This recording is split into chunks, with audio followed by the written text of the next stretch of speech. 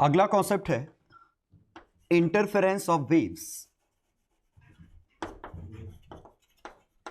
In opposite direction, moving in opposite direction.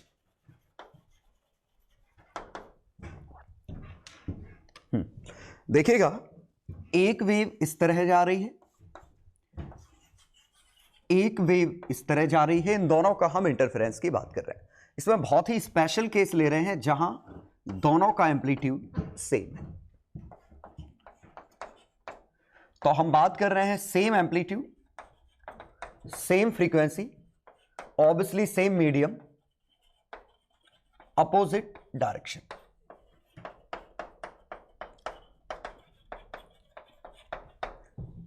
तो अगर दो वेव्स अपोजिट डायरेक्शन में इंटरफियर करती तो क्या होता? तो हम इसकी इक्वेशन लिखते हैं a sin kx minus omega t plus phi 1, और इसका आता a sin kx minus omega t plus phi 2। Frequency same है तो दोनों का ओमेगा सेम है, मीडियम भी सेम है तो स्पीड भी सेम है, और इनडायरेक्टली k भी सेम निकल आएगा। फेज शायद डिफरेंट हो सकते हैं, एम्पलीट्यूड सेम है। तो अब अगर हमें y नेट निकालना होता तो ये scalar summation y1 plus y2 होता, और y1 प्लस y2 इनको जोड़िए तो a sin kx minus omega t plus five plus a sin kx minus omega t plus phi 2, एक फाइव 1 है एक फाइव 2 है। सी डी फॉर्मूला लगा के हम कंबाइन कर सकते हैं, तो sine C plus sine d 2a sine C plus d by 2 kx plus phi 1 plus phi 2 by 2 cos of this minus this, एक माइनस था एक प्लस था, सॉरी वेव्स अपोजिट डायरेक्शन में थी तो एक माइनस है एक प्लस है, माइनस है एक प्लस है। तो इसमें से कॉस के साथ इसमें से ये घटा दो तो omega t plus phi 2 minus phi 1 by 2 ये बना। तो देखिए यहां एक बहुत इंटरेस्टिंग चीज हुई है, ओमेगा अलग हो गया, ओमेगा टी वाला टर्म, के एक्स वाला टर्म अलग हो गया, क्योंकि एक जगह माइनस था एक जगह प्लस था, हमने इनको कंबाइन किया तो सी डी फॉर्मूले के हिसाब से एक्स वाला टर्म अलग हो गया, टी वाला टर्म अलग हो गया। तो अगर हम इस पे देखें तो ये वाला टर्म हमारा amplitude that is a function of x only into cos omega t plus phi 2 minus phi 1 by 2, और मैं चाहूं तो इसी को sine omega t plus some del कुछ लिख सकता हूं, या इसको नया फाइव लिख देता हूं। और अब इंपॉर्टेंट चीज ये है कि अगर हम इस पे गौर करें तो ये सिंपल हार्मोनिक मोशन एक स्टैंडर्ड इक्वेशन लिखी है a sin omega t plus phi, और ये फाइव वाला टर्म सबके लिए सेम है, phi 2 minus phi 1 by 2 it is a constant. तो सभी के SHM का इतना वाला टर्म सेम है। आखिरकार ये समझने की कोशिश करिए, अभी भी x, t है। ये जनरल इक्वेशन थी yx, t, ये जनरल इक्वेशन थी yx, t, और दो जनरल इक्वेशन को हमने कंबाइन किया तो जनरल इक्वेशन ही मिलेगी कि किसी भी पार्टिकल का किसी भी टाइम पे डिस्प्लेसमेंट, तो किसी भी पार्टिकल का किसी भी टाइम पे जब हमने डिस्प्लेसमेंट किया तो ये SHM कर रहे हैं।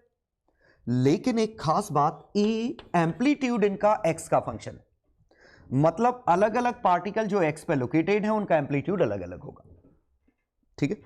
लेकिन यहां से दिख रहा है फेज सेम है, फेज सेम है मतलब एक साथ मीन पोजीशन पे है, एक साथ एक्सट्रीम पोजीशन पे है, क्योंकि फेज सबका सेम है, ठीक है। हां, जहां तक एम्पलीट्यूड की बात करें, ये एम्पलीट्यूड का फंक्शन ax साइनसोइडल फंक्शन है, एम्पलीट्यूड आया 2a sine kx plus phi 1 plus phi 2 by 2, ये एम्पलीट्यूड है, और एम्पलीट्यूड खुद x पे डिपेंड कर रहा है, ठीक है। एम्पलीट्यूड की वैल्यू माइनस a से माइनस 2a से 2a के बीच में लाई करेगी। अब एम्पलीट्यूड नेगेटिव तो होता नहीं, तो फिर ये नेगेटिव माइनस 2a क्या रिप्रेजेंट कर रहा है?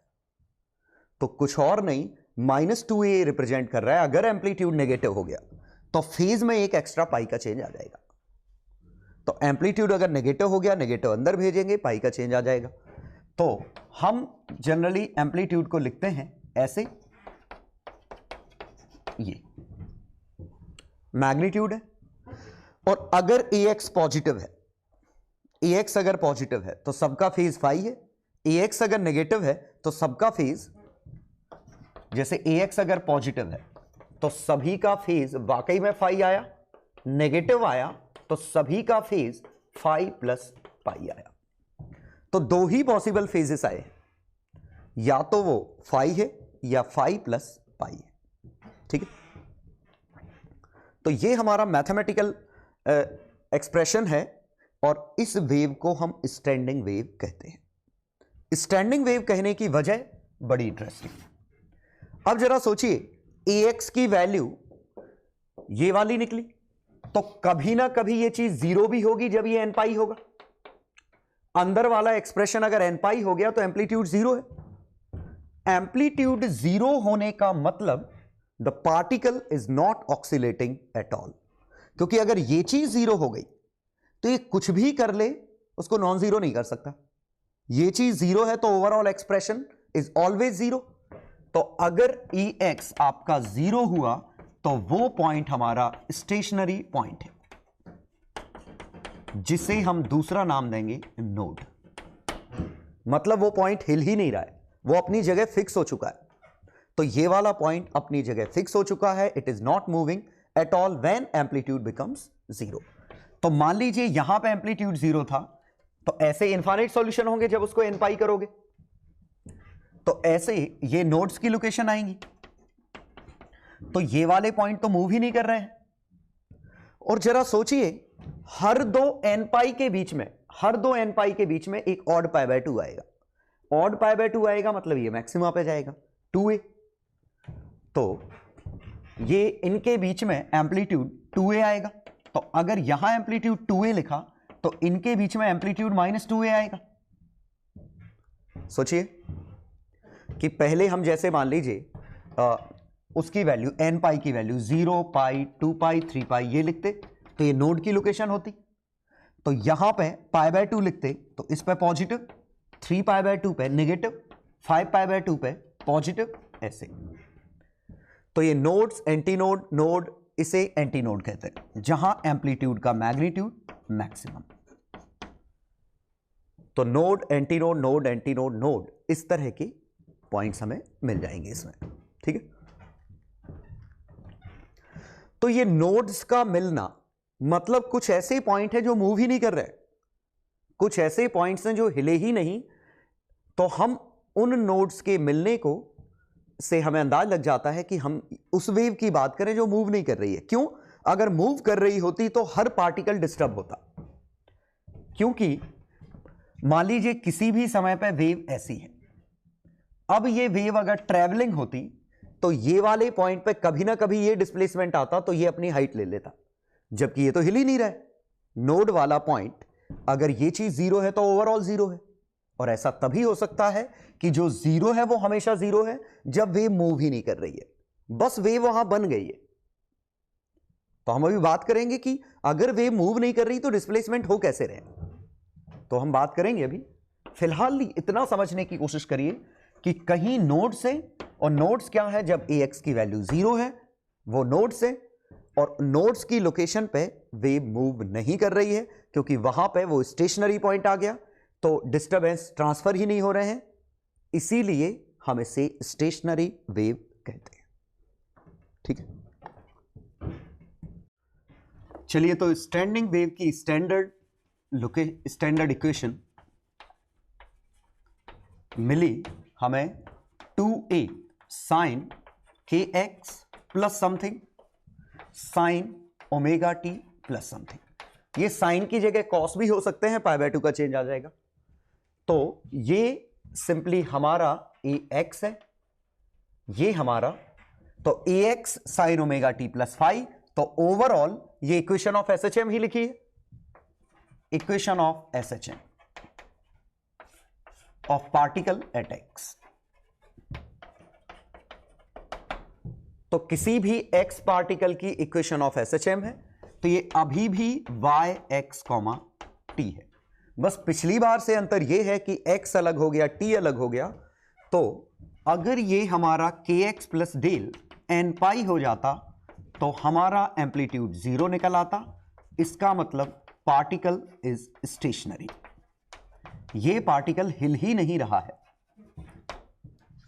ठीक है, and this is called node. और ये मैथमेटिकली मल्टीपल नोड्स आते, नोड्स की लोकेशन हम निकाल सकते हैं। तो नोड्स की लोकेशन आई n पाई, तो kx n pi minus del by k को 2 पाई बाय लैम्डा लिख सकते हैं। तो ये आया n lambda by 2 minus del by 2 pi into lambda. ठीक है, n लैम्डा बाय 2 मतलब n की वैल्यू एक बार 0 रखेंगे, 1 रखेंगे, 2 रखेंगे, 3 रखेंगे, तो हर दो नोड के बीच में गैप लैम्डा बाय 2 का होगा। हर लैम्डा बाय 2 बाद नोड मिलेगा, क्योंकि ये एक एपी है, ऐसी एपी जिसका कॉमन डिफरेंस लैम्डा बाय 2 है। अब अगर kx प्लस डेल की वैल्यू ऑड पाई बाय 2 हो गई, ऑड पाई बाय 2, इसका मतलब ax की वैल्यू या तो प्लस या माइनस, एम्पलीट्यूड मैक्सिमम होगा। इसका मतलब particle is oscillating with maximum amplitude. ये पार्टिकल सबसे बड़े एम्पलीट्यूड से ऑक्सीलेट कर रहा है। ठीक है, तो x की वैल्यू यहां से लिख सकते हैं, बस n पाई की जगह ऑड पाई बाय 2 लिख दें, बाकी सब चीजें तो सेम है। तो odd pi by 4, n pi की जगह ऑड पाई बाय 2, तो odd lambda by 4 minus del lambda by 2 pi. ठीक है, अब ये भी देखें तो ये भी एक एपी है जिसका कॉमन डिफरेंस लैम्डा बाय 4 नहीं, लैम्डा बाय 2। ऑड का एक 2n+1 आएगा, उसका एक 2 आएगा, तो ये भी एपी है, कॉमन डिफरेंस लैम्डा बाय 2। और सही बात है, हर दो नोड के बीच में एक एंटी नोड आएगा, तो this is called anti node. हर दो नोड के बीच में एक एंटी नोड आएगा। ठीक है, तो लोकेशन ये तो समझ में आ गई होगी कि नोड नोड नोड नोड ये स्टेशनरी पॉइंट है जो कि नहीं हिल रहे हैं। एंटी नोड ये सबसे ज्यादा हिल रहे हैं, ये कुछ ऐसा बनेगा। तो इनको आप क्लैंप की तरह पॉइंट मान सकते हो कि मोशन कर रही है, ये पॉइंट हिल ही नहीं रहे, ऐसे लग रहा है मानो किसी ने उनको बांध के रखा हो। ठीक है, तो ये हमारा स्टैंडिंग वेव में नोड्स और एंटी नोड्स की लोकेशन मिल गई। और ऑब्वियसली ये गैप लैम्डा बाय 2 है। ठीक, अब हम बस ये बात करते हैं कि इसका आखिरकार स्नैपशॉट कैसा होगा, अलग अलग इंस्टेंट पर वेव कैसे दिख रही होगी। तो ये तो हमने मैथमेटिकल एक्सप्लेनेशन देखा इसका, और ऑब्वियसली इससे ओरिजिनल वेव पे जाना है। अगर क्वेश्चन ये होता कि if this is standing wave, what are the component waves, किन दो वेव से मिलकर बनी है, तो CD का उल्टा वाला फॉर्मूला लगा दो। CD का उल्टा वाला A plus b a minus b वाला, और CD का उल्टा वाला फॉर्मूला लगाओगे तो अपने आप आपको दो कंपोनेंट वेव मिल जाएंगी। ठीक है, एक प्लस में जा रही होगी, एक माइनस में जा रही होगी। अब हम ये देखते हैं कि आखिरकार ये वेव मूव कैसे कर रही होगी। तो इसको समझने के लिए हम एक इक्वेशन ही ले लेते हैं जिसको हम अलग अलग इंस्टेंट पे प्लॉट करेंगे। और आसान रखने के लिए मैं क्या करता हूं, ये डेल और फाई नहीं लेता हूं, सो दैट इक्वेशन थोड़ी आसान हो जाए। ठीक है, ये नोड है, नोड नोड नोड ऐसे ले लिया मैंने। अब t इक्वल टू 0 पे मैं प्लॉट करता हूं, तो मैं अलग अलग कलर यूज करूंगा चॉक्स के। कितने कलर हैं मेरे पास? 4। t इक्वल टू 0 छापो, तो t इक्वल टू 0 पे एक्सप्रेशन क्या बना, 2a sin kx इंटू 0 0। तो t इक्वल टू 0 पे हर पॉइंट अपनी जगह है, ऐसा। तो t इक्वल टू 0 पे हमारा स्नैपशॉट एक सिंपली वायर आएगा। स्नैपशॉट में एक सिर्फ वायर दिखेगा। अब मैं लेता हूं t इक्वल टू t/8 पे। t/8 रखूंगा मतलब ये π/4 बनेगा, ये π/4 बनेगा तो 2a sin kx sin π/4, समझ गया ना।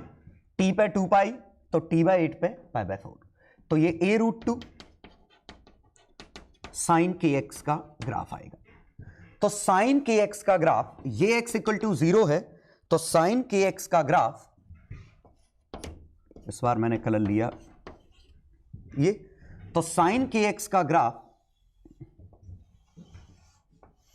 ऐसा बनेगा और ये हाइट आएगी a√2, मतलब ये वाला पॉइंट उठ के यहां आ गया, ये यहां आ गया, ये यहां आ गया, ये यहां। फील करिए, ये सभी पॉइंट ऊपर गए हैं और ये सभी पॉइंट नीचे गए हैं, फिर ये सभी पॉइंट ऊपर गए। अब देखते हैं t इक्वल टू t/4 पे। t/4 पे 2a sin kx sin π/2, तो 2a sin kx और 2a sin kx ऐसा बनेगा, बस इसकी हाइट आएगी 2a। और यहां 2a ऊपर तो यहां -2a इधर, और सही बात है इस एंटी नोड पे +2a है तो इस वाले एंटी नोड पे -2a होगा, फिर इस एंटी नोड पे ये। और शायद ये फील कर पा रहे हो कि ये अभी भी ऊपर गए हैं, ये नीचे गए हैं। अब हमसे पूछा जाए t इक्वल टू 3t/8 पे। 3t/8 मतलब 2a sin kx sin 3π/4, तो वापस ये a√2 sin kx ऐसा बनेगा ग्राफ। a√2 sin kx मतलब वापस से यही बनेगा। और देखिए t इक्वल टू t/2 पे वाइट वाला बनेगा क्योंकि डिस्टरबेंस हो जाएंगे 0, t/2 मतलब पाई, डिस्टरबेंस हो जाएंगे 0, फिर से horizontal line. t is equal to t/2 plus t/8। t/2 मतलब पाई और π/4, पाई प्लस π/4 में ये टर्म नेगेटिव हो जाएगा -√2, तो यहां पे y की वैल्यू -a√2 sin kx मिलेगी। तो यही डिस्टरबेंस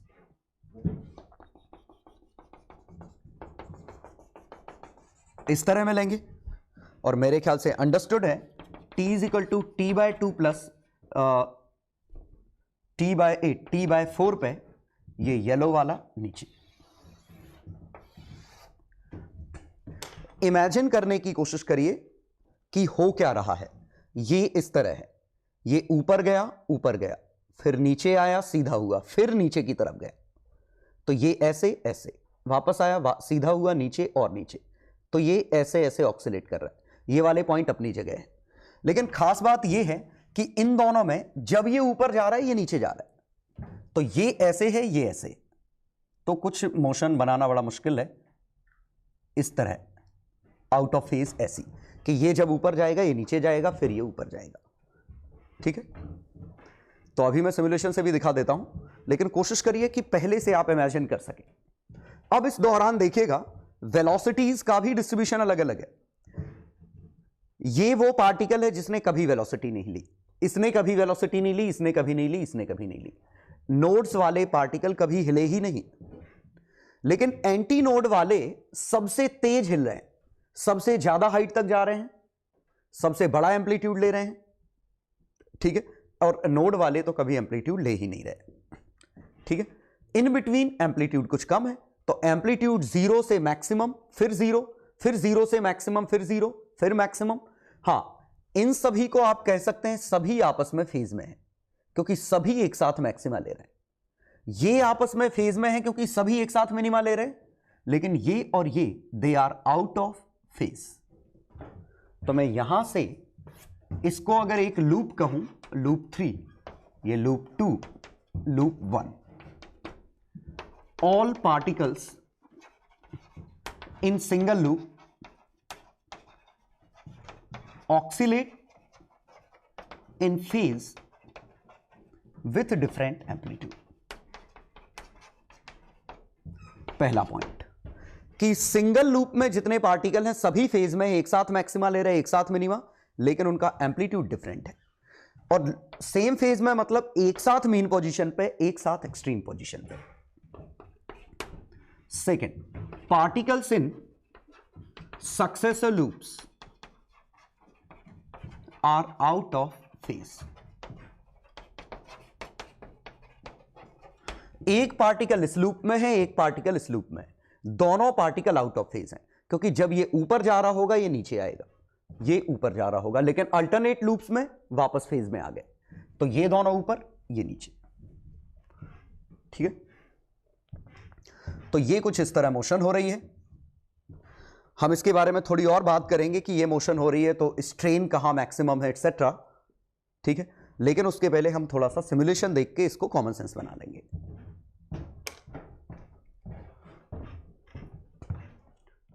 दो वेव्स बनाने जा रहा हूं।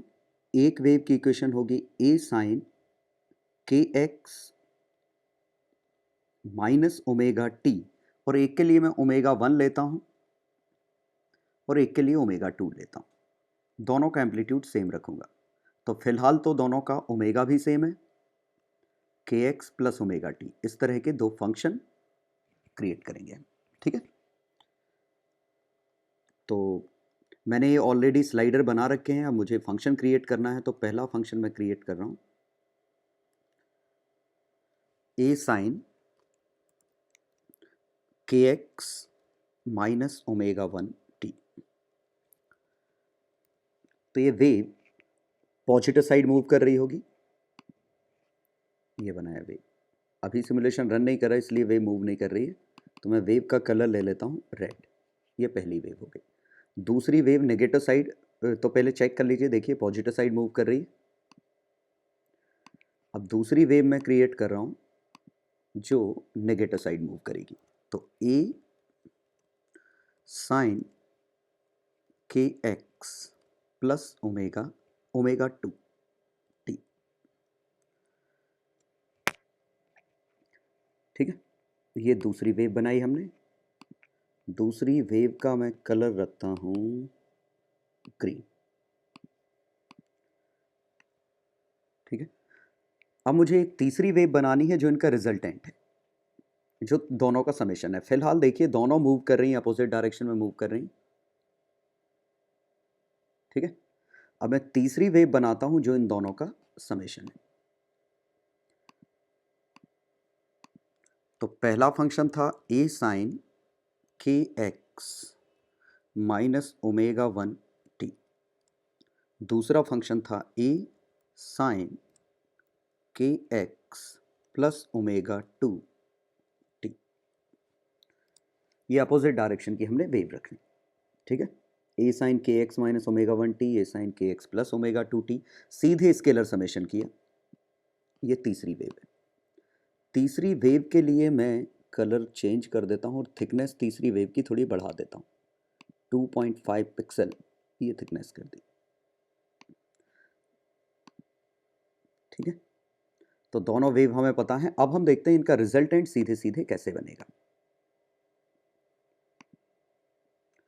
जरा देखिए, रिजल्टेंट ऐसे लग रहा है जैसे ऊपर नीचे कुछ पॉइंट क्लैंप हो चुके हैं और वो ऊपर नीचे जा रहा है। तो रिजल्टेंट में यहां पे ये नोड्स हो गए, ये नोड है, ये नोड है, ये नोड है, ये नोड है, इस तरह ये नोड बन गए। ठीक है, अब अगर मैंने इसी में के बदल दिया होता, ओमेगा अब भी सेम है तो स्टैंडिंग वेव अब भी बनेगी, लेकिन उस स्टैंडिंग वेव में नोड्स की लोकेशन चेंज हो जाएगी। ठीक है, जैसे के बढ़ा रहा हूं नोड्स पास पास आ गए, के कम कर रहा हूं नोड्स दूर दूर हो गए। ये एम्पलीट्यूड मैंने कम किया, तो स्टैंडिंग वेव की कंडीशन हमेशा बन रही है। लेकिन अगर मैं ओमेगा 1 और ओमेगा 2 डिफरेंट कर दूं,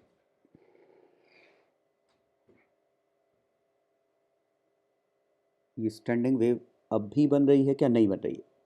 गौर से देखिए, स्टैंडिंग वेव नहीं है। मैं जूम करके दिखाता हूँ इसी चीज़ को।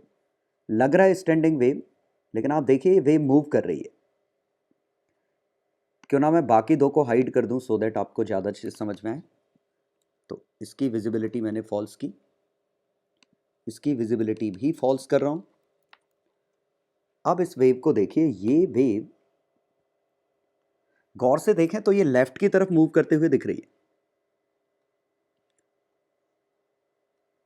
Now it is no more standing, क्योंकि ओमेगा दोनों के बराबर नहीं है। लेकिन अगर मैं ओमेगा बराबर करता हूं, जैसे ओमेगा जितना दूर करूंगा उतना ये मूव करते हुए दिखेगी। ओमेगा का गैप जितना बड़ा होगा, ओमेगा की वैल्यू अगर मैं बिल्कुल सेम कर देता हूं, अब हो गई सेम। तो देखिए स्टैंडिंग वेव की कंडीशन। इवन हम एम्पलीट्यूड भी डिफरेंट कर देते हैं ना, तो भी स्टैंडिंग वेव नहीं बनती। अभी देखिए एक इक्वेशन ओमेगा 1t, एक ओमेगा 2t, तो इसमें मैं बस कैपिटल ए की जगह मैं इसमें 0.6a कर देता हूं। तो अब दोनों के एम्पलीट्यूड सेम नहीं है। हमारा ग्रीन है, अब देखते हैं। तो अब एम्पलीट्यूड डिफरेंट है।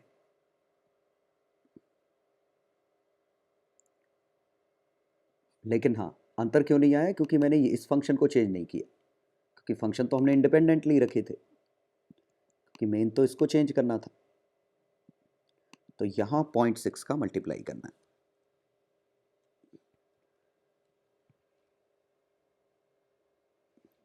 अब जरा देखिए, ये वेव आगे की तरफ जा रही है, स्टेशनरी नहीं है अब। तो स्टेशनरी वेव की कंडीशन ही ये थी कि एम्पलीट्यूड सेम हो,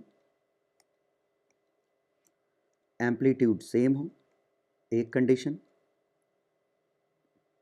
दूसरा फ्रीक्वेंसी सेम हो, तीसरा स्पीड सेम हो, मतलब के भी सेम हो, ये कंडीशन थी। और अपोजिट डायरेक्शन, अपोजिट डायरेक्शन, ये चार कंडीशन हमारी थी स्टैंडिंग वेव बनाने के लिए। तो उम्मीद है इससे स्टैंडिंग वेव की मैथमेटिक्स समझ में आ गई होगी।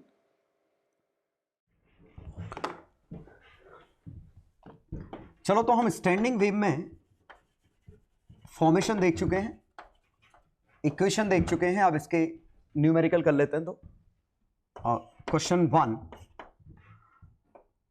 पहले ही आप ट्राई कर लीजिएगा।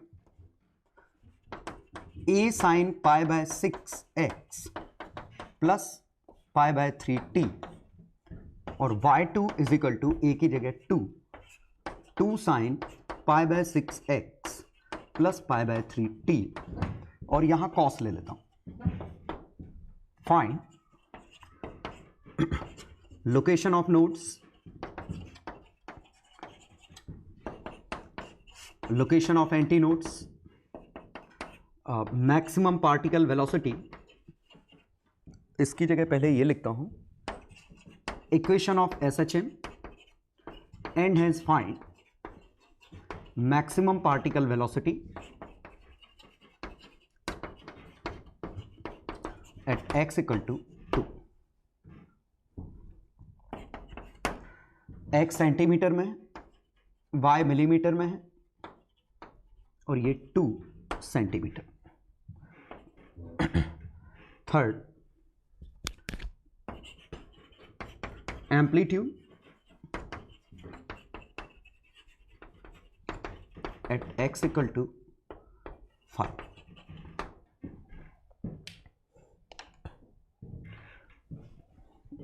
Nodes, anti nodes, location, equation of, ठीक है। तो ये पहला क्वेश्चन है। y1 y2 दिए हैं, मैंने पूछा नहीं इक्वेशन ऑफ स्टैंडिंग वेव आपको लिखना है और उसी से तो ये निकालोगे, तो ऑटोमेटिकली लिखना पड़ेगा और ये आपको सॉल्व करना है। ठीक है, तो पहले आप ट्राई करिएगा, फिर मेरा सॉल्यूशन देखिएगा। चलो सॉल्यूशन देखें। तो y नेट हम डायरेक्ट जोड़ सकते हैं, क्योंकि दो डिस्टर्बेंस सेम मीडियम में है, y1 plus y2। Wavelength x की value 12 centimetre, time period 6 second. तो वेव वेलोसिटी अगर पूछी जाती तो 12 और 6, 12/6 2 सेंटीमीटर पर सेकेंड वेव है। तो ये नेगेटिव में जा रही है, ये पॉजिटिव, सॉरी दोनों में प्लस लिख दिया, ओके।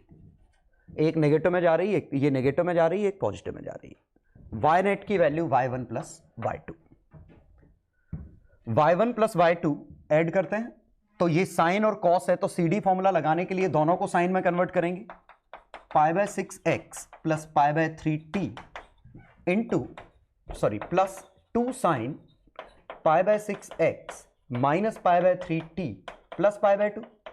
अब तो CD लग जाएगा, तो 2 और 2 4 साइन π/6x प्लस π/4 कॉस, इसमें से ये घटाया π/3t माइनस π/4, ये बना। चाहे तो हम दोनों को साइन में लिख सकते हैं, तो 4 साइन π/6x प्लस π/4 और साइन लिखो इसको साइन π/3t प्लस π/2 जोड़ा तो प्लस π/4, ये आ गया। तो हमने CD फॉर्मूला लगाया इसमें, तो पहले हमने क्या किया, दोनों को साइन बना लिया सो दैट हम CD फॉर्मूला लगा सके। तो कॉस को साइन बनाया प्लस π/2 कर दिया। अब इसमें sine C plus sine D, 2 sine 2a, तो 4 sine C plus D by 2, C minus D by 2, फिर से कॉस को साइन बना दिया, तो ये हमारा AX की तरह काम करेगा, sine omega t plus phi. ठीक है, इसमें एक और क्वेश्चन मैं लिख लेता हूं, phase difference between particles at x equal to 2 and x equal to 5, ये और लिख लेता हूं। चलो देखें, तो ये आया, तो AX की वैल्यू 0 कब है, तो नोड्स अगर निकालना है तो π/6x plus π/4 equal to n pi, तो पाई से पाई काटा, 6 उधर ट्रांसफर किया, x की वैल्यू 6n माइनस 3/2, n की वैल्यू 0 से छापते जाओ, तो n की वैल्यू 0 पे माइनस 3/2 आएगा, फिर 6 जोड़ते जाओ तो माइनस 1.5, 6 जोड़ो 4.5, 6 जोड़ो 10.5 अप टू सो ऑन। ये नोट्स है। एंटी नोट्स निकालने के लिए आपको पूरी मेहनत करने की जरूरत नहीं, इनका मिड पॉइंट लिखते जाओ। तो इन दोनों का मिड पॉइंट कितना आएगा, -1.5 और 4.5, दोनों का मिड पॉइंट, तो दोनों का एवरेज बाय 2 प्लस 1.5, तो एंटी नोट्स आ गए प्लस 1.5। अब 6 का चेंज करते जाओ, यह इन दोनों का एवरेज, तो 7.5 फिर 6 13.5 up to so on. Notes anti notes मिल चुके हैं। इक्वेशन ऑफ स्टैंडिंग वेव ये है, अगर पूछी जाती तो। Equation of SHM and find maximum particle velocity at x equal to 2। तो देखिएगा अगले में यही तो आखिरकार इक्वेशन है, तो x इक्वल टू 2 छापते तो y t का फंक्शन आ जाता, x की वैल्यू 2 छापो, π/3 plus π/4, 4 sine π/3 60 degree, π/4 45 105 degree, into sine π/3t plus π/4। ये इसके SHM की इक्वेशन है, यही तो मैक्सिमम एम्पलीट्यूड हो गया, ये इसका एम्पलीट्यूड हो गया, ये ओमेगा t प्लस π/4। अब पूछा क्या है, maximum particle velocity omega A और ओमेगा, तो इसकी पार्टिकल वेलोसिटी आएगी π/3 इंटू 4 साइन 105 डिग्री। मीटर, हाँ यूनिट क्या है, मिलीमीटर पर सेकेंड, क्योंकि ये mm में है। लास्ट पूछा है amplitude at x equal to 5, तो यही इसका एम्पलीट्यूड है किसी भी x का, तो एम्पलीट्यूड पूछा है तो इसमें x की वैल्यू 5 छाप दो, 5 π/6, तो 4 साइन 5 π/6 प्लस π/4 mm, ये इसका एम्पलीट्यूड है। Phase difference between x equal to 2 and x equal to 5, तो x इक्वल टू 2 की ये इक्वेशन थी, x इक्वल टू 5 छापो, 5 की इक्वेशन में एम्पलीट्यूड यहां आएगा, ये टर्म नेगेटिव है, सोचो ये टर्म पॉजिटिव है, तो एक एम्पलीट्यूड पॉजिटिव एक नेगेटिव, मतलब अपोजिट डायरेक्शन, मतलब आंसर आएगा पाई। दो ही आंसर आ सकते थे, या तो आंसर 0 आता या पाई आता। तो अगर आप ऐसे नहीं करना चाहते तो आप ऐसे करते, पहला नोड आया था 1.5 पे, दूसरा आया था 4.5 पे, तीसरा आया था 10.5, x इक्वल टू 2 यहां है, x इक्वल टू 6 यहां है, तो ये जब ऊपर जाएगा ये नीचे जाएगा, पाई का चेंज आएगा। ठीक है, चलो next example.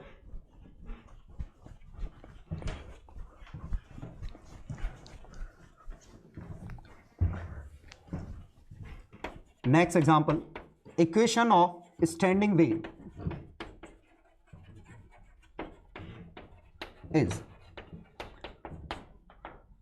4 cos pi by 6 pi by 4x sin of pi by 12 t plus pi by 3।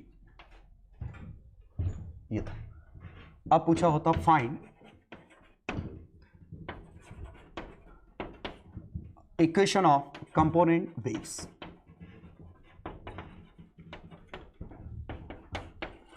Speed of component waves,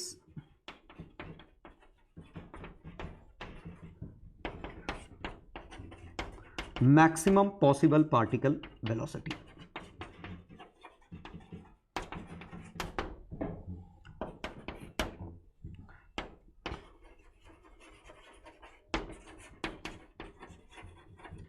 location of nodes, अगला time when particle at x equal to 5 reaches negative extreme position, positive extreme position कर देता हूं। चलो ये 5 question है, आपको खुद को पहले ट्राई करना है फिर मेरे सॉल्यूशन देखने हैं, क्योंकि प्योर मैथमेटिक्स है।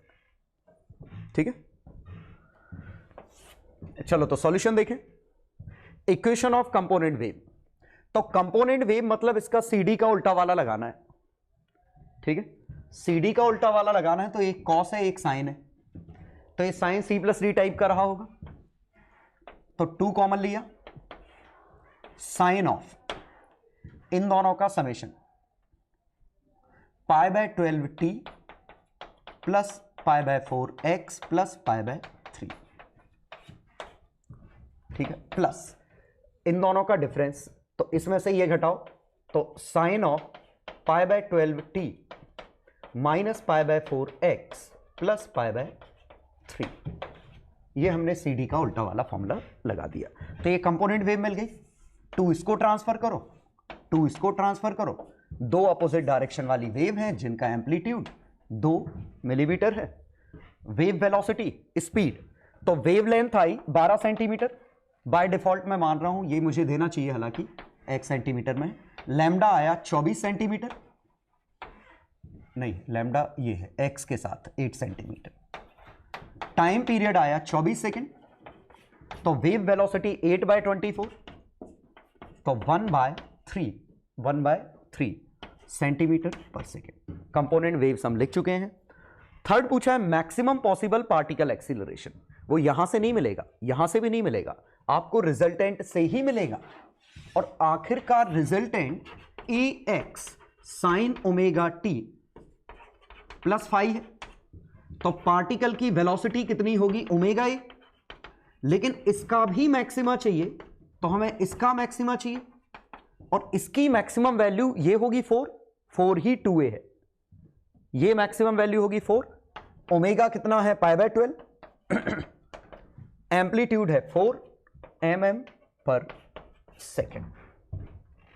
मतलब रियलिटी ये थी कि ये पूछा था एंटी नोड की मैक्सिमम वेलोसिटी कितनी है, क्योंकि मैक्सिमम वेलोसिटी किसके पास आएगी, जिसके पास एम्पलीट्यूड सबसे बड़ा होगा।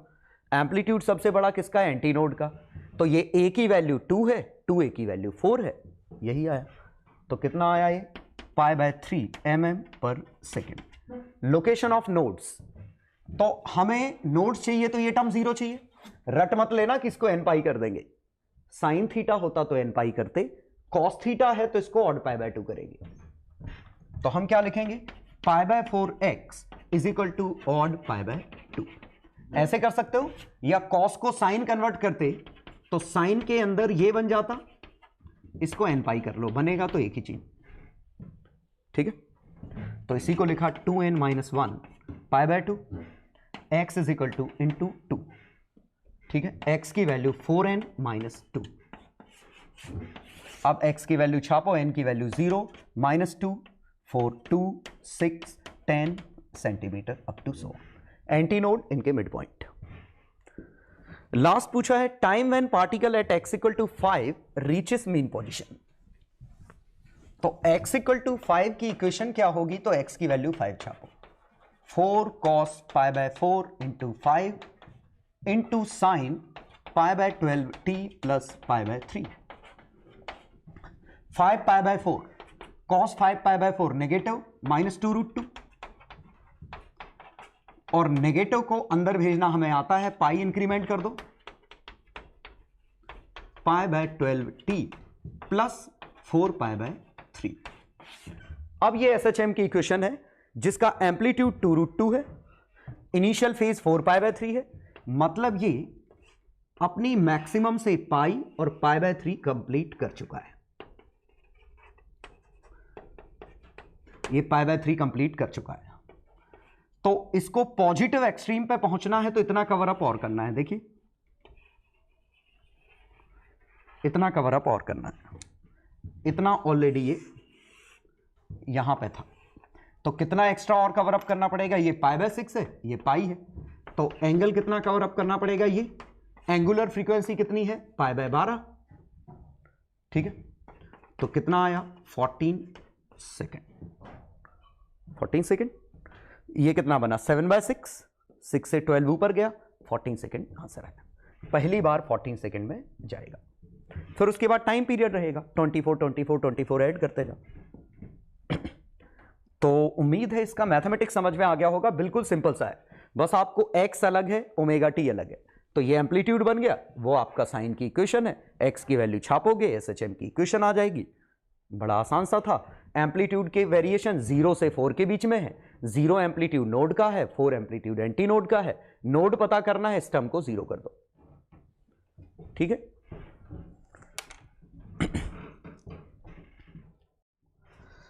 स्टैंडिंग वेव की मैथमेटिक्स तो हमने देखी। अब हम देखेंगे कि हम स्टैंडिंग वेव प्रैक्टिकली बनाएंगे कैसे। ठीक है, तो प्रैक्टिकली बनाने के लिए हमें एक वेव इस तरफ से चाहिए, एक वेव इस तरफ से चाहिए, दोनों की फ्रीक्वेंसी सेम चाहिए, मीडियम सेम चाहिए और एम्पलीट्यूड भी सेम चाहिए। ये दोनों चीजें करने के लिए हमें बहुत बड़ा चेंज नहीं करना पड़ेगा। सिंपली हम क्या कर रहे हैं, अगर आप इस हिस्से को क्लैंप करें, ये आपकी रोप है, और आप इसको डिस्टरबेंस लगातार देते रहिए, इसको लगातार ऊपर नीचे करते रहिए। अब इससे क्या फायदा होगा कि आप डिस्टरबेंस देंगे तो ये इस तरफ ऐसे डिस्टरबेंस बनेंगे, ये रिफ्लेक्ट होके वापस आएंगे, डिस्टरबेंस ऐसे बनेंगे। तो ऑटोमेटिकली आपने जो वेव दी और उस तरफ से रिफ्लेक्ट होके आई, दो वेव अपने आप बन गई। लेकिन प्रैक्टिकली एक छोटी सी दिक्कत है कि रिफ्लेक्ट होके जो आती है उसका एम्पलीट्यूड कम हो जाता है। लेकिन हम सिर्फ एक बार रिफ्लेक्शन नहीं लेंगे, हम लगातार करते जा रहे हैं, लगातार करते जा रहे हैं। तो एक बार रिफ्लेक्ट हुआ, दो बार रिफ्लेक्ट हुआ, तीन बार रिफ्लेक्ट हुआ, तो फाइनली क्या होगा कि ढेर सारी वेव आगे जाने वाली हो जाएंगी, ढेर सारी वेव वापस आने वाली। समझिएगा, मैंने ये एम्पलीट्यूड दिया, ये वेव आगे गई, रिफ्लेक्ट होके आई, फिर से रिफ्लेक्ट होके आई, तो ये ट्वाइस रिफ्लेक्टेड वेव है। ये फर्स्ट रिफ्लेक्शन, ये सेकंड रिफ्लेक्शन, ये थर्ड रिफ्लेक्शन, ये फोर्थ रिफ्लेक्शन, ये फिफ्थ रिफ्लेक्शन। तो ढेर सारे रिफ्लेक्शन होते रहेंगे। ठीक है, और ढेर सारे रिफ्लेक्शन होते रहेंगे तो एम्पलीट्यूड, अब देखिए ये सुपर इंपोज करते जा रहे हैं तो इनका एम्पलीट्यूड बढ़ता जाएगा, इधर इनका एम्पलीट्यूड बढ़ता जा रहा है। लेकिन जितना बड़ा एम्पलीट्यूड उतना बड़ा एनर्जी लॉस भी होगा। एक समय ऐसा आएगा कि rate at which energy is being transferred is equal to rate at which energy is being dissipated, और उस समय एम्पलीट्यूड कांस्टेंट हो जाएगा। तो हम क्या करते हैं, ढेर सारी वेव इस तरफ बन जाती हैं, ढेर सारी वेव इस तरफ बन जाती हैं, इन सब का सुपर इंपोजिशन एक एम्पलीट्यूड है, इन सब का सुपर इंपोजिशन दूसरा एम्पलीट्यूड है। और अब ये दोनों एम्पलीट्यूड रफली सेम है क्योंकि कई सुपर इंपोजिशन के बाद बने हैं। और ये कब के हैं, जब इसकी एनर्जी लॉस ड्रैग के बराबर, इसकी एनर्जी लॉस ड्रैग के बराबर, तो दोनों का एम्पलीट्यूड सेम बन गया। तो ऑटोमेटिकली मैं यहां से रिजिड एंड से ओपन एंड से भी रिफ्लेक्शन ले सकते हैं। फिलहाल में हम आसान केस की बात कर रहे हैं कि रिजिड एंड से रिफ्लेक्शन लेते तो ढेर सारी वेव इस तरफ, ढेर सारी वेव इस तरफ, ऑटोमेटिकली स्टैंडिंग वेव बन जाती अगर ये कंडीशन होल्ड कर जाती। और ये कंडीशन ऑटोमेटिकली होल्ड करेगी क्योंकि फ्रीक्वेंसी दोनों की सेम है, के दोनों का सेम है, एम्पलीट्यूड दोनों का सेम है, तो स्टैंडिंग वेव तो बनेगी। और जो स्टैंडिंग वेव बनेगी उसका नोड यहां आएगा, ठीक है। और अगर मैंने इस हिस्से को एनर्जी देके रोक दिया है, इसको स्टॉप कर दिया है, तो इसका भी नोड आएगा, ठीक है। तो ये स्टैंडिंग वेव बनेगी, ठीक है। तो पहले हम देख लेते हैं प्रैक्टिकल करके कि स्टैंडिंग वेव बनती कैसे है, ठीक है। फिर हम बात करेंगे कि और क्या कंडीशन हो सकती है स्टैंडिंग वेव के लिए। तो रवि वॉलंटियर, उस इंड को पकड़ के रखना, थोड़े और ऊपर कर लेते हैं सो दैट दिख जाए, है ना। तो देखिए अभी इसमें कोई डिस्टरबेंस नहीं है, थोड़ा ग्रेविटी की वजह से नीचे है, उसका हम कुछ नहीं कर सकते, ठीक है। अब मैं इसमें डिस्टरबेंस दूंगा तो यहां से जाएंगे, वहां से जाएंगे, रिफ्लेक्ट होंगे, तो ढेर सारी वेव इस तरफ से, ढेर सारी वेव इस तरफ से, तो फाइनली एक इंसिडेंट वेव बन जाएगी, एक रिफ्लेक्टेड वेव बन जाएगी, ठीक है। तो अब मैं बना के देखता हूं।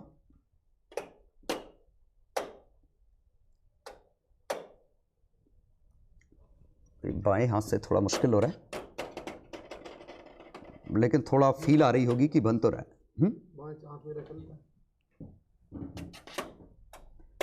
ये देखिए बीच वाले पॉइंट पे गौर करिए, जो एग्जैक्टली बीच में है। देखिए मेरा हाथ बिल्कुल नहीं हिल रहा है, उधर रवि का हाथ भी स्टेशनरी है, तो दोनों नोड है और एक बीच में नोड है। और बात सही है, हर दो नोड के बीच में एंटी नोड है।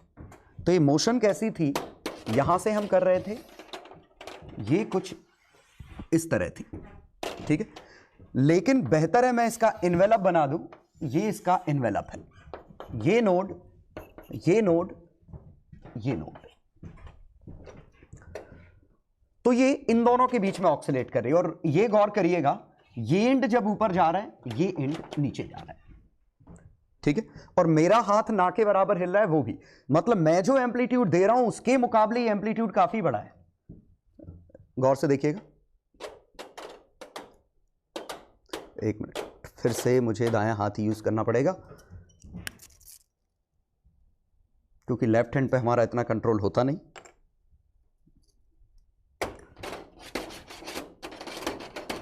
ये देखिए मेरे हाथ का एम्पलीट्यूड और जो स्ट्रिंग में एम्पलीट्यूड बना, एक मिनट, जब स्टैंडिंग वेव की कंडीशन आ जाएगी, ये आ गई शायद,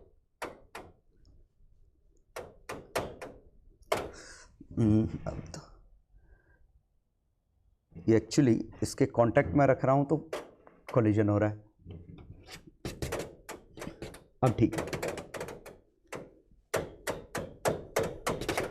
कितने लोब्स हैं, 3। एक मिनट, अपन कर ही गलत रहे, तुम उस तरफ जाओ।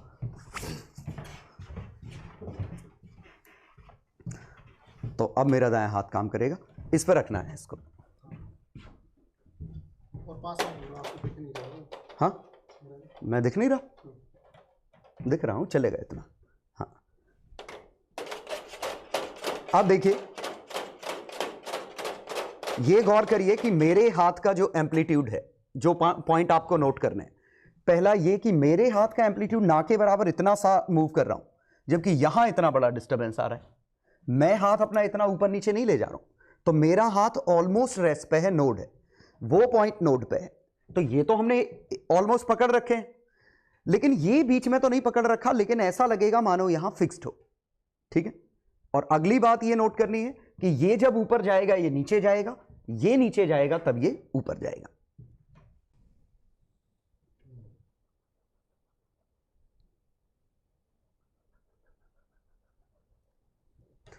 तो उम्मीद है ये बात समझ में आ गई होगी कि मोशन कैसी हो रही है। लेकिन इंटरेस्टिंग चीज ये है कि अभी मैंने कहा था कि स्टैंडिंग वेव बन जाएगी, लेकिन स्टैंडिंग वेव कई बार बन रही है, कई बार नहीं बन रही है। तो मैं क्या कर रहा हूं, इसकी फ्रीक्वेंसी थोड़ी घटा रहा हूं, देखना अब क्या होगा।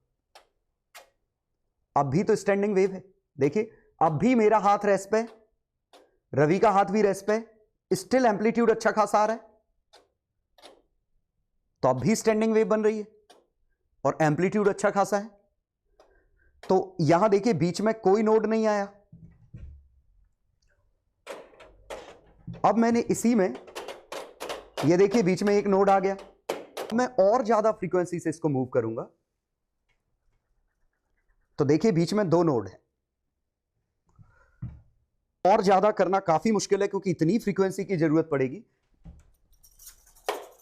ये शायद आपको दिखे ही ना, ये 4 लूप्स बन गए। तो बीच में यहां नोड है, वहां नोड है, 4 लूप्स हैं, 5 लूप्स हैं, भगवान जाने, देख लीजिए। ठीक है, तो यहां पे कंडीशन कुछ इस तरह आ रही है, यहां पे कंडीशन कुछ इस तरह आ रही है कि हम ऐसी एक स्टैंडिंग वेव बना पा रहे हैं, ऐसी बना पा रहे हैं, मतलब इंटीजर नंबर ऑफ लूप्स में स्टैंडिंग वेव बना पा रहे हैं। ठीक है, मींस हर फ्रीक्वेंसी स्टैंडिंग वेव नहीं बन पा रही, मतलब मुझे कुछ पर्टिकुलर ही लेने पड़ रहे हैं तब जाके स्टैंडिंग वेव बन रही है। रवि, अरे वो स्लिंकी क्यों ले गए? स्लिंकी कहां है?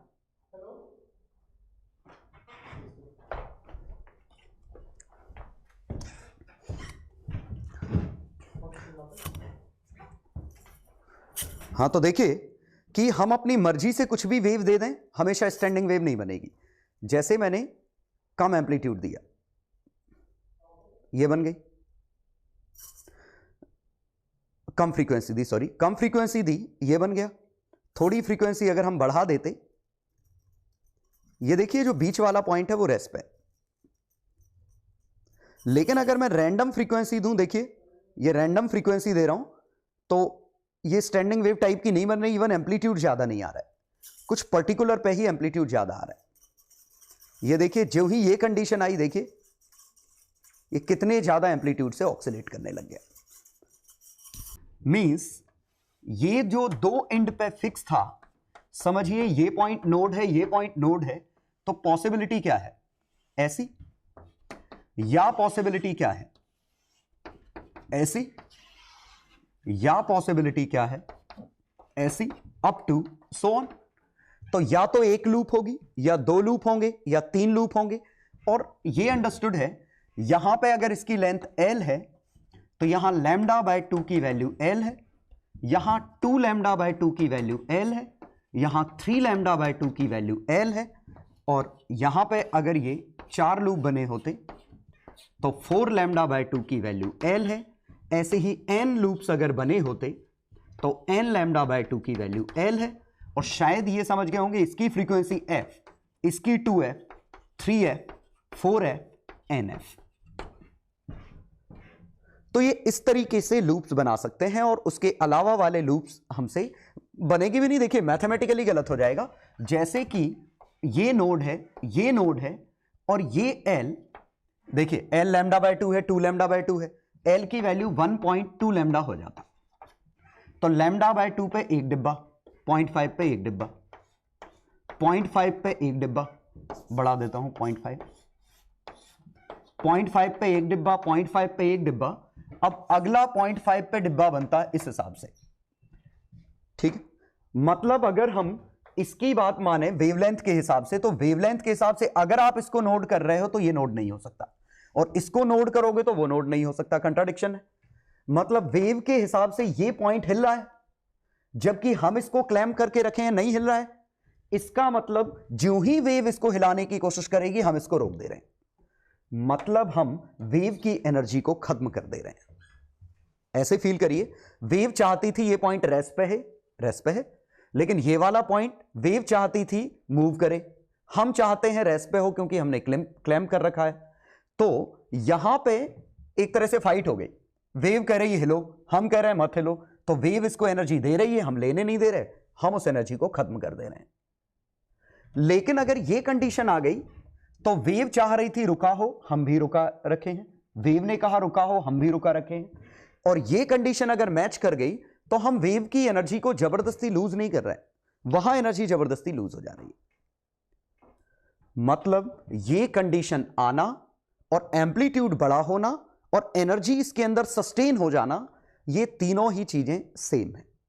मतलब जब जब ये कंडीशन बनेगी, बड़ी बड़ी लूप्स आएंगी, तब एनर्जी का लॉस ना के बराबर होगा। हालांकि हमारे पास और बेहतर तरीका है इसको समझने का, और काफी इंटरेस्टिंग। ये रिजिड एंड है, ये रिजिड एंड से यहां से ये रिफ्लेक्शन ये हुआ, ये वेव हुआ, ठीक है। तो यहां से वेव यहां तक कितना डिस्टेंस मूव की, एल। यही वेव रिफ्लेक्ट होके आई और वापस इस तरफ आ गई। सोचो, तो वेव कितना डिस्टेंस मूव कर गई, एल जाते समय, एल आते समय। तो वेव ने 2l डिस्टेंस कवर अप किया। रिजिड एंड से रिफ्लेक्शन था तो एक पाई का चेंज यहां आया, रिजिड एंड से रिफ्लेक्शन था तो पाई का चेंज यहां आया। 2 बार वेव पाई का चेंज ले ली। और साथ में जरा देखिए 2l का डिस्टेंस और है, लैम्डा का डिस्टेंस 2 पाई के बराबर है, तो l का फेज कितने के बराबर है, l बाय लैम्डा इंटू 2 पाई। तो 2l का फेज, तो देखिए अगर l डिस्टेंस कवर करती तो फेज में जो चेंज आता वो कैसे निकाला, लैम्डा डिस्टेंस पे 2 पाई का चेंज आ जाता है, तो l पे कितने का चेंज आ जाएगा, ये 2l पे कितना आ जाएगा, ये तो टोटल चेंज कितना आ गया, पाई का l का चेंज जाने में, पाई का चेंज l पाई, 2 पाई प्लस 2l। लेकिन ये तो लेंथ है तो इसको कंपेयर करो, 2l बाय लैम्डा इंटू 2 पाई। और अगर ये 2l by lambda integral multiple या इंटीजर बन जाता, या लेंथ n लैम्डा बाय 2 हो जाती, तो ये वेव और ये वेव एग्जैक्टली फेज में आ जाती। ये वेव और ये वेव एग्जैक्टली फेज में आ जाती। फेज में आ जाती मतलब इनके मैक्सिमा मैच करते, मिनिमा मैच करते, ऐसे मतलब एम्पलीट्यूड डायरेक्ट जुड़ते। तो कॉन्सेप्ट सिंपली क्या है कि यहां से वेव जा रही है, ये वेव रिफ्लेक्ट होके वापस इसके साथ मिल रही है, तो आप इसी वेव को सीधा कर लो। तो ऐसे सोचो, ये L, एक और L, और ये एंड इस एंड से मैच कर रहा है। तो अगर ये 2L, देखिए 2 बार पाई आया था, वो पाई तो कट गया, 2 बार ये 2L आया, अगर ये 2L मिलके n लैम्डा हो जाता तो ये वाला एंड और ये वाला एंड एक सी मोशन कर रहे होते, दोनों एक सी मोशन करेंगे, मतलब इसका मैक्सिमा इसके मैक्सिमा के साथ मैच करेगा, मतलब ये जो फेजर बनेंगे, इसका फेजर ए है तो इसका फेजर भी इधर है।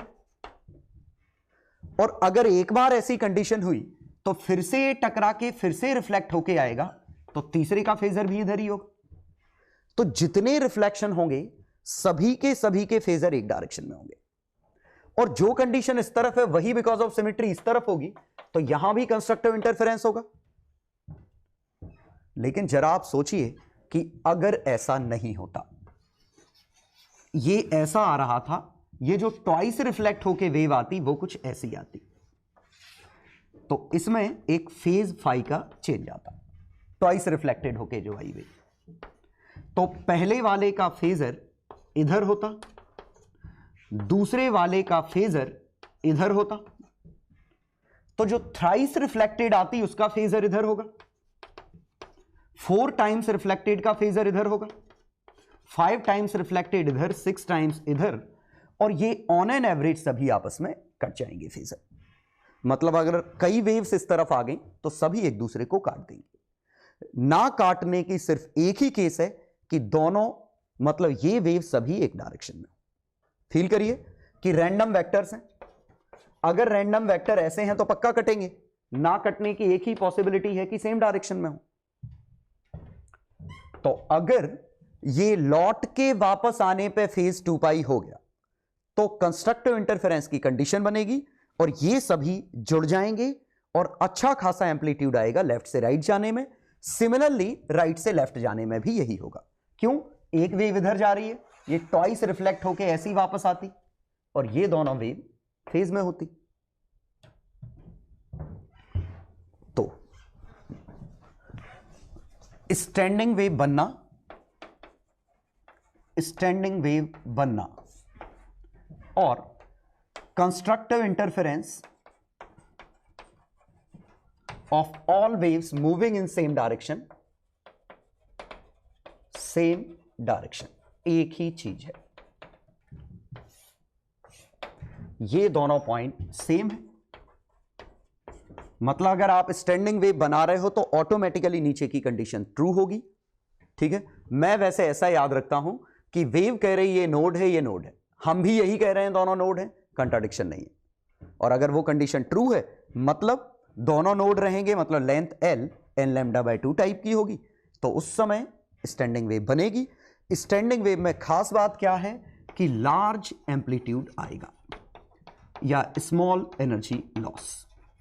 आपस में नहीं कट गए, जबकि स्टैंडिंग वेव नहीं बन रही थी तो ये आपस में ही कट गए थे, डैंपिंग तो बाद की बात है, ये आपस में ही कैंसिल आउट हो गए थे।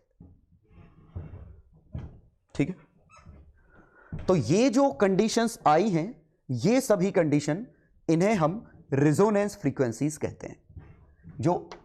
जो हमारा n lambda by 2 equal to L आया, इसी से जो n f नॉट आया, यही हमारी रिजोनेंस फ्रीक्वेंसीज हैं।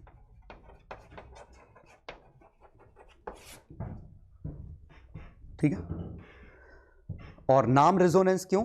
वो फ्रीक्वेंसी जिस पे रिजोनेट कर रहा है, और रिजोनेंस की कंडीशन क्या थी? वो फ्रीक्वेंसी जिस पे एनर्जी ट्रांसफर इज मैक्सिमम।